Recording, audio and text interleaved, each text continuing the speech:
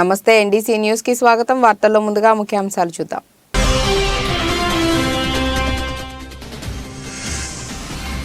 Balochistan province లోని జైష్-ఉల్ అదిల్ ఉగ్ర సంస్థ స్థావరాలను ధ్వంసం చేసిన ఇరాన్, ఇద్దరు చిన్నారులు మృతి చెందారని, మరో ముగ్గురు బాలికలు తీవ్రంగా గాయపడ్డారన్న పాక్।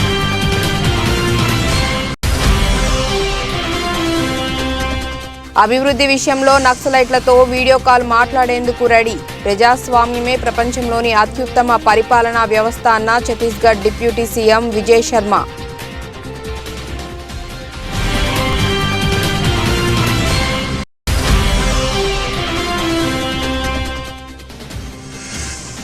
ఘనంగా మొదలైన ఆలంగనల్లూరు జల్లికట్టు ఉత్సవాలు। జల్లికట్టు ఉత్సవాలను చూసేందుకు దేశ విదేశాల నుంచి భారీగా తరలివస్తున్న జనం।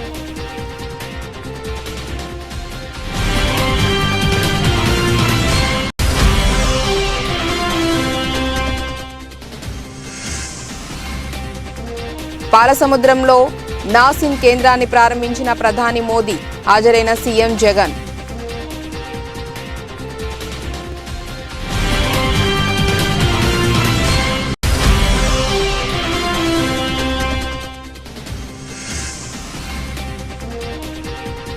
భద్రాచలం వెళ్లినట్లే అయోధ్య రామ మందిరానికి కూడా వెళ్తా, రెండు ఆలయాల మధ్య తేడా లేదన్న సీఎం రేవంత్ రెడ్డి।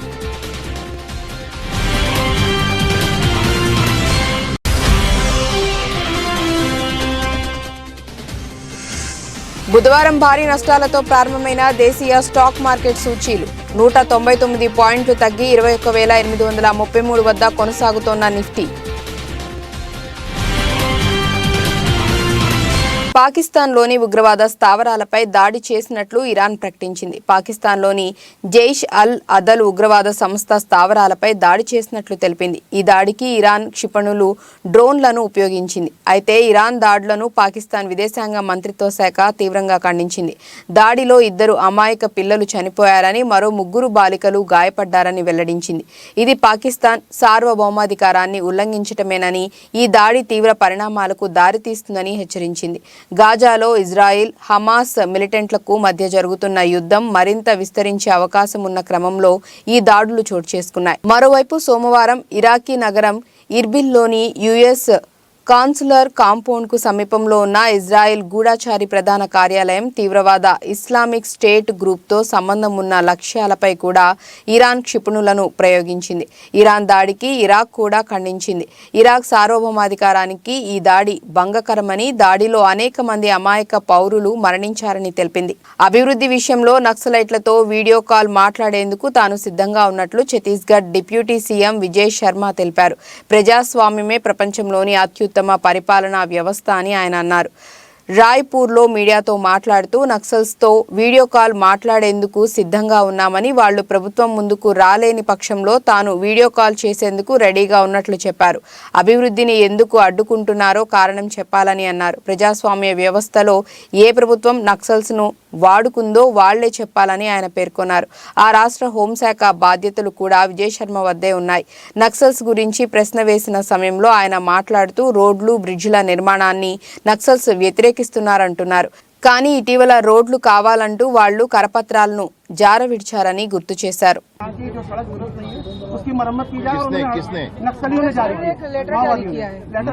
नक्सलियों को तो और पत्र जारी करने चाहिए, उनको ये भी जारी करना चाहिए कि भैया गांव-गांव में स्कूल खुलने दें। जंगलों के अंदर जो लोग रहते हैं उन नौजवानों से नारायणपुर जाकर के उस दिन मैं मिला हूं अबूझबाड़ के लोगों से, वह भी चाहते हैं कि हम बंबई में हीरो बनकर आएं, वह भी ये चाहते हैं कि हमको हमारे गांव की उन्नति हो। क्यों रोक कर बैठे हैं सारी बातों को? यही तो हम जानना चाहते हैं, क्यों रोक कर बैठे? सारा विकास अवरुद्ध हो जाता है, वो पूरी जनता बंधक के नाते है, ऐसे नहीं होना चाहिए। तो बातचीत करेंगे आप? बातचीत करेंगे क्या? मैंने कहा वीडियो कॉल पर भी मैं बात करने को तैयार हूं। मैंने ये कहा भाई सामने नहीं आ सकते हैं तो वीडियो कॉल पर मैं तैयार हूं। मसला ये है, कारण तो बताएं। मैं नहीं, आप बात कर लीजिए, मैं आपसे कहता हूं आप बात कर लीजिए, पूछिए तो कारण क्या है विकास को अवरुद्ध करने का? कौन सी ऐसी सरकार है जो शोषित करती है लोगों को? बताएं कोई।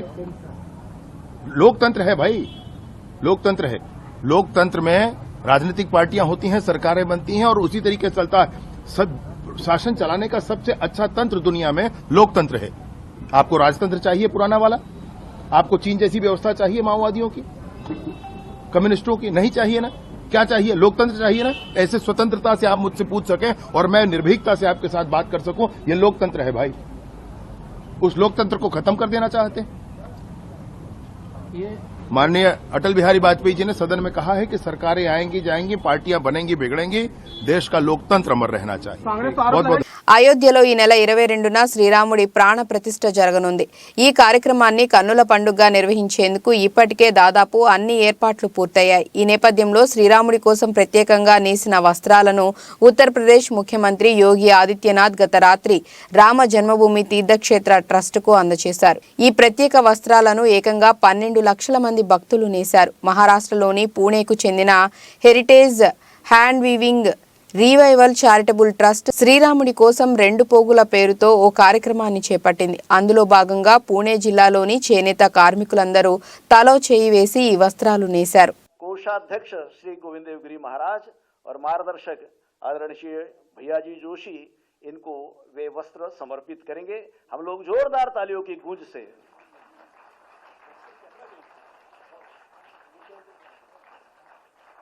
आदरणीय मुख्यमंत्री महोदय के कर कमलों द्वारा यह वस्त्र राम जन्मभूमि न्यास के कोषाध्यक्ष और मार्गदर्शक इनको समर्पित हो रहा है. आपके सम्मुख एक बार जोर से गगन गुंजाने वाली तालियां होनी चाहिए.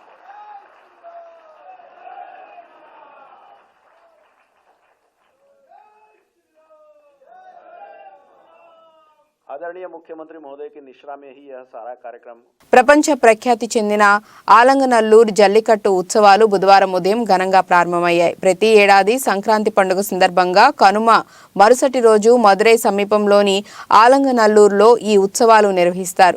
ఈ జల్లికట్టు ఉత్సవాలను చూసేందుకు దేశ విదేశాల నుంచి కూడా జనం భారీగా తరలివస్తారు. ఈ ఉత్సవాలను ప్రత్యక్షంగా వేల మంది వీక్షిస్తారు. ఎద్దులను బరిలోకి వదిలి వాటిని లొంగ తీసుకోవటం అనేది ఈ క్రీడలోని ప్రధానమైన అంశం. ఎద్దులను లొంగ తీసుకునేందుకు యువకులు చాలా మంది ఉత్సాహం చూపిస్తుంటారు. ఈ ఉత్సవంలో పలువురు తీవ్ర గాయాల పాలవుతుంటారు. అయినా ఈ ఉత్సవాలకు ఉన్న క్రేజ్ ఏమాత్రం తగ్గడం లేదు.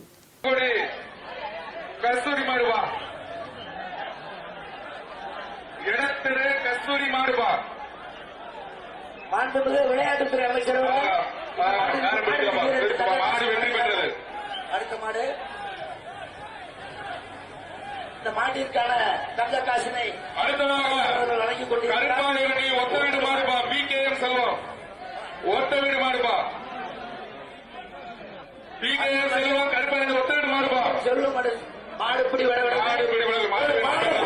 உரிமையாளருக்கு மாண்புமிகு அமைச்சர் அவர்கள் தங்க காசினை பரிசாக வழங்குகிறார்.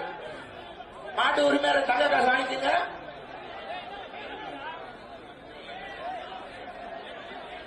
அடுத்ததாக தமிழ்நாடு ஜல்லிக்கட்டு பேரவை சேலம் மாவட்ட தலைவர் செல்லமுத்து வேறாடுபா. இந்த மாட்டிற்கான தங்க காசை மாண்புமிகு விளையாட்டுத்துறை அமைச்சர் அவர்கள் இந்த மாட்டிற்கு தங்க காசை வழங்க இருக்கிறார். அருமை அருமை அருமை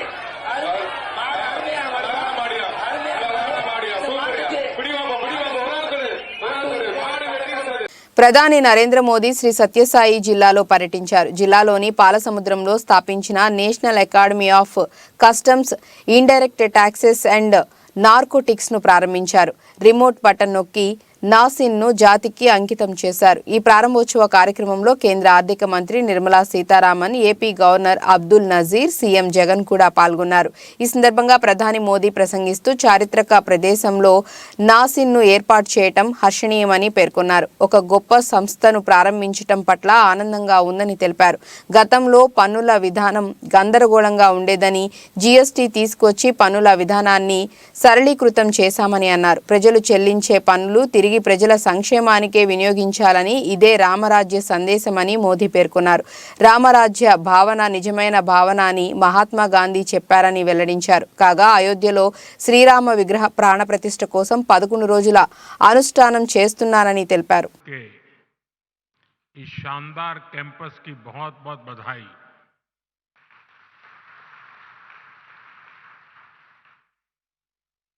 जिस श्री सत्य साई जिले में जिस क्षेत्र में एक कैंपस बना है वो अपने आप में विशेष है.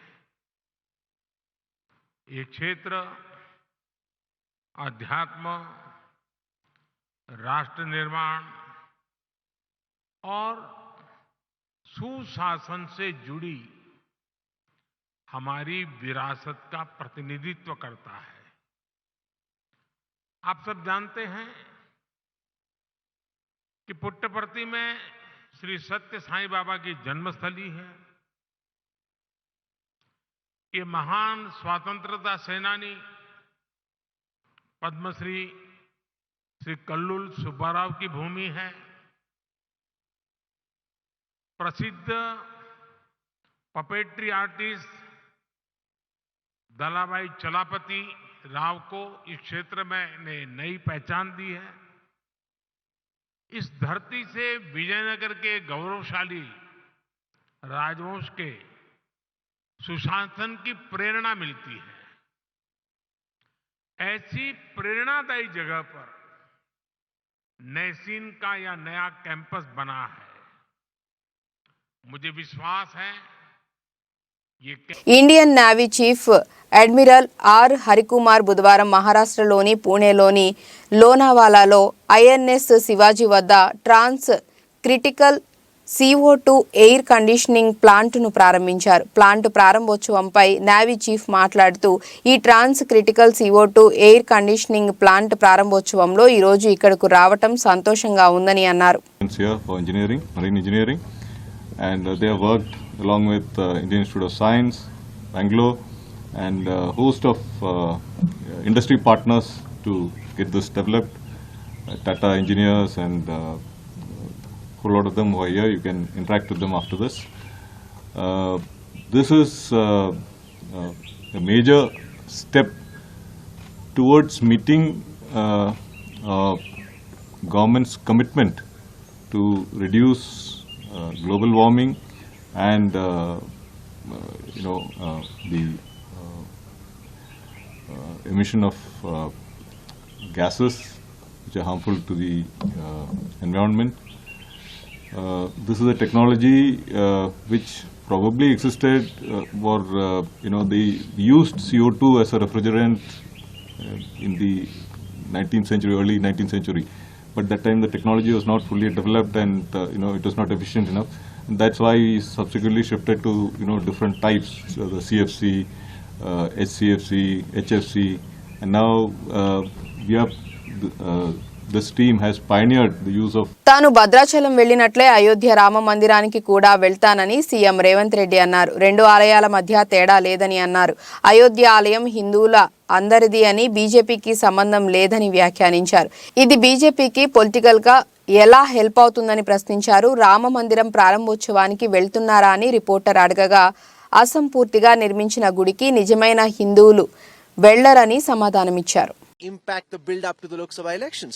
It is nothing to do with BJP. The Ram temple belongs to all Hindus, whoever believes Sri Ram. So how come it is going to help BJP for politics? If they are claiming they are going to get some benefit from the Ram temple, they are playing simple religion politics. How come they are going to play religion politics? Do you think it would have been a good idea for Congress leaders also to go to the Ram temple inauguration? Whoever believes, whoever want to visit, this is not first day or this is not the last day. So years together we have been there. Future also we are going to there. No, on the issue of going for the inauguration of the Pan Pratishtha, do you think it would have been good if, would you have liked to go? Real Hindu believers are there. Incomplete temple cannot do all these such programs. Four Shankaracharyas refused to go Ayodhya. So there are different arguments are there. Whoever believes this thing, they can go. You want to go someday? Yeah, definitely. Why not? I have a Bhadrachalam temple. One is the popular Sri Ram temple in Telangana, in my state only. Always I used to visit that temple. So I don't find any difference between Ayodhya and Bhadrachalam Ram Mandir. Bollapalli మండలం గండిగనమల తండా గ్రామంలో జరుగుతున్న పెద్దమ్మ తల్లి జాతర మంగళవారం నిర్వహించారు. ఈ కార్యక్రమంలో ఉమ్మడి గుంటూరు జిల్లా జనసేన కార్యదర్శి నిశంకరావు శ్రీనివాసరావు పాల్గొన్నారు. ఈ సందర్భంగా ఆయన మాట్లాడుతూ రాష్ట్రంలో ఎదుర్కొంటున్న సమస్యలను తరిమికొట్టే రోజులు దగ్గర పడ్డాయని ఆయన అన్నారు. జనసేన కార్యకర్తలు అందరూ కలిసికట్టుగా పనిచేయాలని ఆయన సందేశం ఇచ్చారు.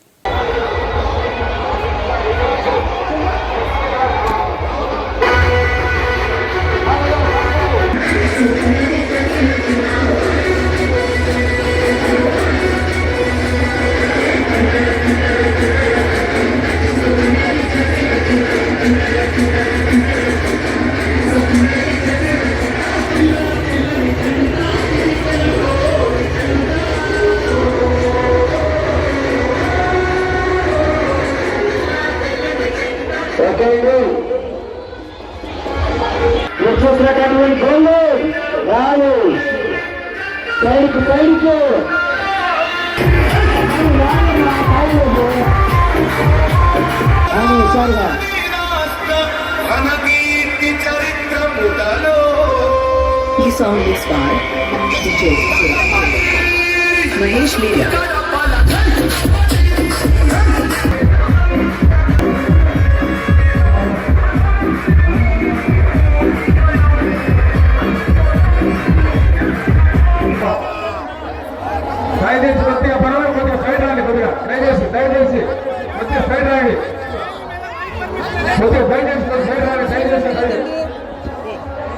తెలుగుదేశం పార్టీ రైతు నాయకులు పెమ్మసాని నాగేశ్వరరావు గారిని వేదిక నిలవాల్సిందిగా కోరుతున్నాం. తెలుగుదేశం పార్టీ మండల అధ్యక్షులు. ఆయిల్ ఫామ్ సాగుపై అవగాహన సదస్సులో పాల్గొన్న ఎమ్మెల్యే డాక్టర్ పటోళ్ల సంజీవరెడ్డి నిజాంపేట్ మండలం దామరచెర్ల గ్రామంలో శివార్లో ఆయిల్ ఫామ్ మొక్కలు నాటి వాటి సాగు విషయాలు ఉద్యానవన అధికారులను అడిగి రైతులకు అవగాహన కల్పించి కొత్త విషయాలు అగ్రికల్చర్ అధికారులు రైతులకు ఎకరాకు 57 మొక్కలు 20 రూపాయలకు ఒకటి ప్రభుత్వం తరపున ఉంటుందని తెలియపరిచారు.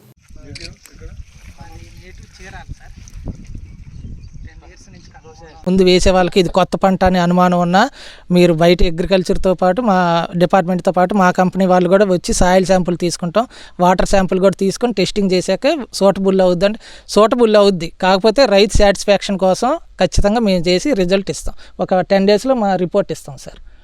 ఇది ఏ నేలలో అయినా సాగవద్ది, కాకపోతే నీరు పుష్కలంగా ఉండాలి. 2 ఇంచులు బోర్ వస్తే 5 ఎకరాలకి డ్రిప్ ద్వారా ఆయిల్ పామ్ సాగు చేసుకోవచ్చు.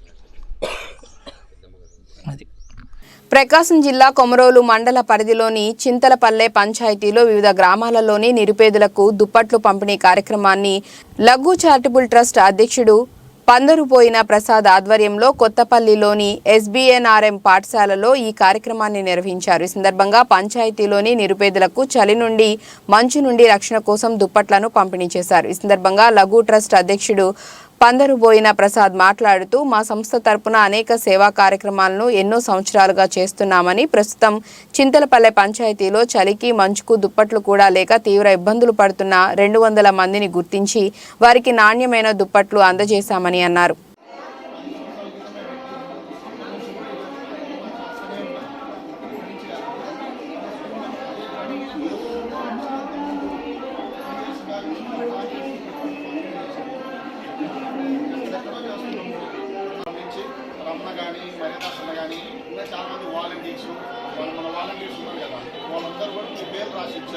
పలానా వాళ్ళకి ఇచ్చాయా సరే అమ్మా వాళ్ళ లిస్ట్ అంతా పట్టుకురండి అని చెప్పి హనుమంతరాన్ని కల్పించిన ఫ్రెండ్ నాగూరు అనమాట. ఈయన కూడా 4 రోజుల నుంచి ఎవరైతే వాళ్ళందరూ కలెక్ట్ చేస్తూ ఉంటారు. సో ఇంకా అందరూ ఒక మంచి పని చేయడానికి ఇంతమంది సహకరిస్తారనేది నాకు నిజంగా చాలా హ్యాపీ ఇస్తుంది. ఇంతవరకైతే నేను హ్యాపీ. తర్వాత అయితే ముందు కూడా ఇంకా ఏమైనా కార్యక్రమాలు అయితే ఖచ్చితంగా చేయగలుగుతాము. నేను ఒక్కనే అయితే చేయలేను, నాతో పాటు 10 పిల్లలు ఉన్నారు. అందరూ కలిసి అందరి సహకారంతో కొంతమందికి ఏదైనా కొంత చేయాలనేది నా ఉద్దేశం. ఎప్పుడైనా సరే సారు మాత్రం నాకు ఎప్పటి నుంచో ఆయన నేర్పిన బుద్ధులు, ఆయన నేర్పిన నడవడిక అవన్నీ నాకు ఇక్కడే ఉంటాయి. ఇక్కడే ఎన్నో తీపి జ్ఞాపకాలు ఉన్నాయి. ఈ బయట మీద కూర్చున్నాము, బెంచులు లేవు, కాళ్ళకు చెప్పులు లేకుండా కూడా ఈ స్కూల్కి వచ్చాను. 10 తక్కువ చెప్పులు దొరుకుతున్నా నేను. అంటే చెప్పు కూడా బాగోదు. అట్లా వచ్చినాం కాబట్టి మనకు విలువ తెలుస్తుంది. నిలుక విలువ తెలియ అట్లా కలిగిన మనిషి ఎవడైతే ఉంటాడో వానికి ఆలోచన ఎక్కువైతుంది. ఆదిలాబాద్ బీఆర్ఎస్ జిల్లా అధ్యక్షుడు మాజీ మంత్రి జోగు రామన్న కాంగ్రెస్ పార్టీ నాయకత్వంపై చేసిన ఆరోపణలు హాస్యాస్పదంగా ఉన్నాయని జిల్లా Congress party working president Sridhar అన్నారు. బుధవారం ఉదయం 9 గంటలకు జిల్లా కేంద్రంలో మీడియాతో ఆయన మాట్లాడారు. జిల్లా ఇన్ఛార్జి మంత్రి సీతక్కకు సమస్యలను విన్నవించడానికి వచ్చిన బీఆర్ఎస్ సర్పంచ్లను కాంగ్రెస్ పార్టీ కండువాలు కప్పి చేర్పించుకున్నారని మాజీ మంత్రి చేసిన వ్యాఖ్యలను ఆయన ఖండించారు. మాజీ మంత్రి జోగు రామన్నపై నమ్మకం లేకనే బారాసా కార్యకర్తలు నాయకులు కాంగ్రెస్ పార్టీలో చేరుతున్నారని పేర్కొన్నారు. చేసినటువంటి ఆరోపణలు ఆశాస్పదంగా ఉన్నాయి. అయ్యా జోగురామన్న, మీ పైన, మీ నాయకత్వం పైన, మీ అధిష్టానం పైన నమ్మకం లేకనే మీ బీఆర్ఎస్ పార్టీ నాయకులు మా కాంగ్రెస్ పార్టీ నియోజకవర్గ నాయకులు, మా నాయకత్వం, మా అధిష్టానంతో చర్చలు జరిపిన తర్వాతనే ఆ రోజు ఇన్ఛార్జు మంత్రి సీతక్క గారి ఆధ్వర్యంలో వారిని కండువాలు కప్పి స్వాగతించడం జరిగింది. అయ్యా జోగురామన్న, ఈరోజు మీరు సమస్యలు చెప్పడానికి వెళ్తే వారికి కాంగ్రెస్ పార్టీ కండువాలు కప్పారని చెప్పేసి మీరు మాట్లాడడం విడ్డూరంగా ఉంది, హాస్యాస్పదంగా ఉంది. అయ్యా జోగురామన్న, మరి వారు సమస్యలు చెప్పడానికి వస్తే కండువాలు కప్పినామని చెప్పేసి అంటున్నావు కదా, వారేమైనా సంక్రాంతికి వచ్చే గంగిరెద్దుల? మరి వారికి మెడలు వంచి కండువాలు వేస్తే కూడా మరి నోట్లో వేలు పెట్టి కొరకని పరిస్థితిలో మీ కార్యకర్తలు ఉన్నారా అని చెప్పేసి నేను ఈరోజు మాట్లాడుతా ఉన్నా. మెదక్ జిల్లా రామాయంపేట మున్సిపాలిటీ పరిధిలో 11వ వార్డులో కౌన్సిలర్ చిలుక గంగాధర్ వినూత్న కార్యక్రమాన్ని చేపట్టారు. సంక్రాంతి పర్వదినం పురస్కరించుకొని తన వార్డు పరిధిలోని మహిళా ఓటర్లకు బహుమతుల పంపిణీ కార్యక్రమాన్ని చేపట్టారు. ప్రతి మహిళా ఓటర్కు కూపన్లు పంపిణీ చేసి కౌన్సిలర్ నేడు అందరి సమక్షంలో లక్కీ డ్రా నిర్వహించారు. సుమారు 445 మంది మహిళా ఓటర్లకు ప్రతి ఒక్కరికి పలు రకాల బహుమతులను వారి చేతులతోనే లక్కీ కూపన్ తీయించి ఎవరికి ఏ బహుమతి వస్తే ఆ బహుమతిని అందజేశారు. దీంతో వార్డు సభ్యులు సంతోషం వ్యక్తం చేశారు. ఈ కార్యక్రమంలో మహిళా వార్డు అభివృద్ధి కమిటీ సభ్యులు శ్రవంతి, వల్లకాటి సౌందర్య, కర్రే నవీన, చిలుక స్వామి, శోభారాణి, ప్రణీత, అలేఖ్య, జ్యోతి, చింతల సాయిలు, చింటూ, శీలం వెంకటరెడ్డి, చిలుక యాదగిరి, చిలుక వెంకటేశం, అల్లాడి వెంకటి, మెట్టు గంగారం తదితరులు పాల్గొన్నారు.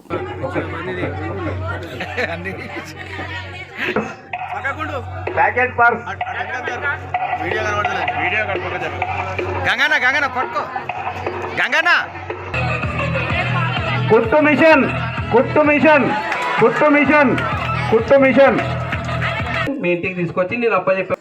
కమిటీ సభ్యులకు ఈరోజు మరి దోమకొండ నరసింహులు గారు మరి మంచి మనసుతోని ఒక్కొక్కరికి ఒక్కొక్క గ్రామ్ బంగారు ఉంగరము ప్రదానం చేయడం జరిగింది. మరి దాతగా వాళ్ళు సహకరించినందుకు నా తరపున మరి మా కమిటీ సభ్యుల తరపున మరి దోమకొండ నరసింహులు గారికి కృతజ్ఞతలు తెలియజేస్తూ ధన్యవాదాలు తెలియజేస్తున్నా. మరి వాళ్ళందరూ మా కమిటీ సభ్యులను మరి దాతలు ఇలా ముందుకొచ్చి సహకరిస్తున్నందుకు వాళ్ళకు కూడా మరి రామాయంపేట పట్టణంలోని 11వ వార్డు పరిధిలో ప్రజలకు సేవ చేయాలనే ఒక సంకల్పంతో వాళ్ళు మంచి పట్టుదలతో ఇంకా ముందుకొచ్చి మరి మీకు సేవ చేయగలుగుతారు. దాతలు మరి పెద్ద మనసుతో నాకు సహకరిస్తున్నందుకు వాళ్ళందరికీ నేను నా కమిటీ సభ్యుల తరపున మరి ప్రత్యేకంగా ధన్యవాదాలు తెలియజేయచ్చు. మరి దోమకొండ నరసింహులు గారు మంచి మనసుతోని సహకరించినందుకు వాళ్ళ కుటుంబ సభ్యులకు మరి ప్రత్యేకంగా ధన్యవాదాలు తెలియజేయుచున్నాను. మరి 11వ వార్డులోని మొత్తం మహిళలు 445 మంది మహిళలు ఓటు హక్కు కలిగిన వారు మరి వెళ్ళారు. మరి పాత ఓటర్ లిస్టు ప్రకారంగా 400.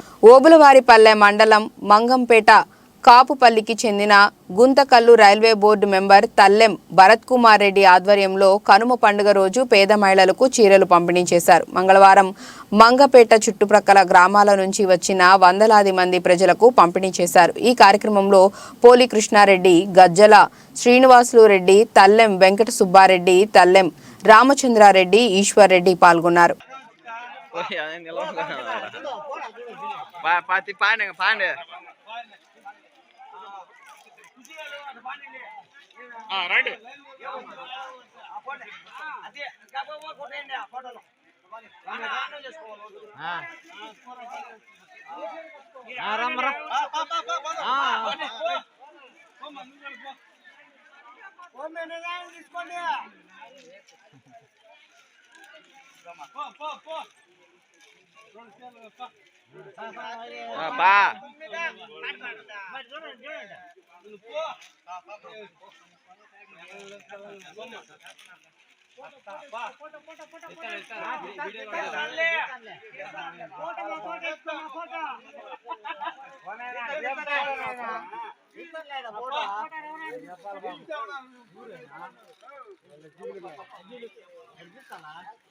కారేపల్లి మండల పరిధిలోని గాదపాడు గ్రామంలో సంక్రాంతి పండుగను పురస్కరించుకొని నిర్వహించిన ముగ్గుల పోటీలలో గెలుపొందిన విజేతలకు వైరా ఎమ్మెల్యే రామదాసు నాయక్ మంగళవారం రాత్రి బహుమతులు అందజేశారు. ఈ సందర్భంగా ఆయన మాట్లాడుతూ కాంగ్రెస్ ప్రభుత్వంలో ప్రజలకు అనేక సంక్షేమ కార్యక్రమాలను ప్రవేశపెట్టి అందజేస్తామని అన్నారు.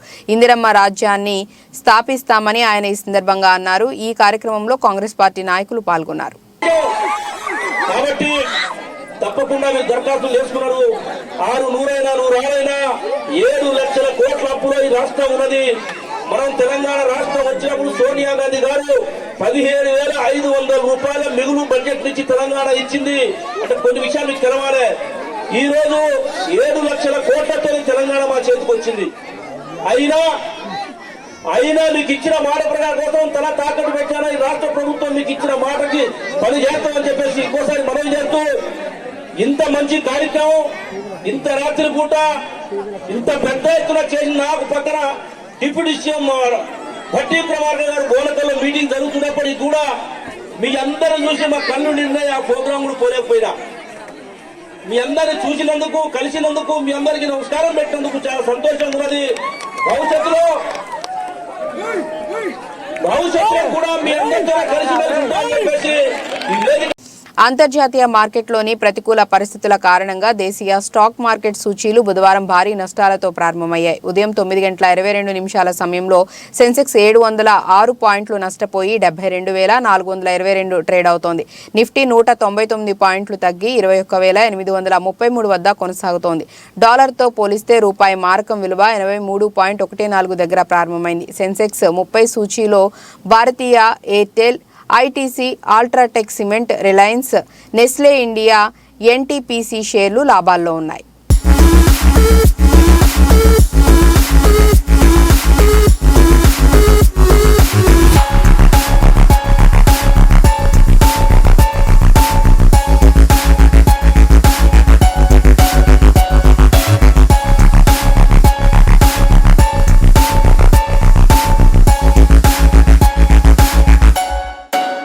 వార్తలు ముగించే ముందు ముఖ్యాంశాలు మరోసారి.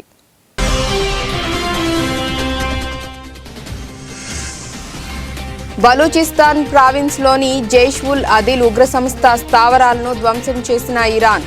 2 చిన్నారులు మృతి చెందారని, మరో 3 బాలికలు తీవ్రంగా గాయపడ్డారన్న పాక్.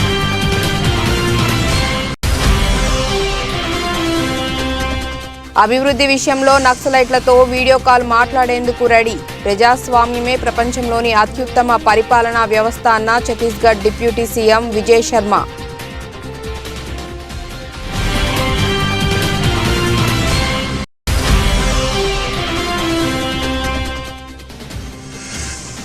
ఘనంగా మొదలైన ఆలంగనల్లూరు జల్లికట్టు ఉత్సవాలు. జల్లికట్టు ఉత్సవాలను చూసేందుకు దేశ విదేశాల నుంచి భారీగా తరలివస్తున్న జనం.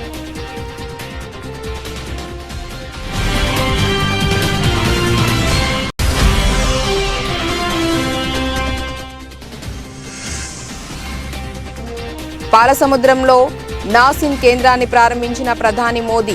హాజరైన సీఎం జగన్.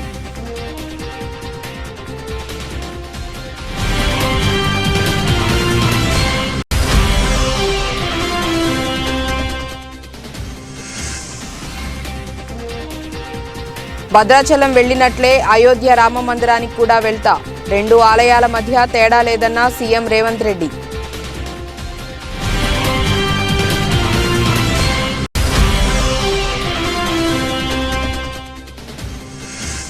బుధవారం భారీ నష్టాలతో ప్రారంభమైన దేశీయ స్టాక్ మార్కెట్ సూచీలు 199 పాయింట్లు తగ్గి 21,833 వద్ద కొనసాగుతోన్న నిఫ్టీ. ఇకేవి ఇప్పటివరకున్న అప్డేట్స్. నమస్కారం.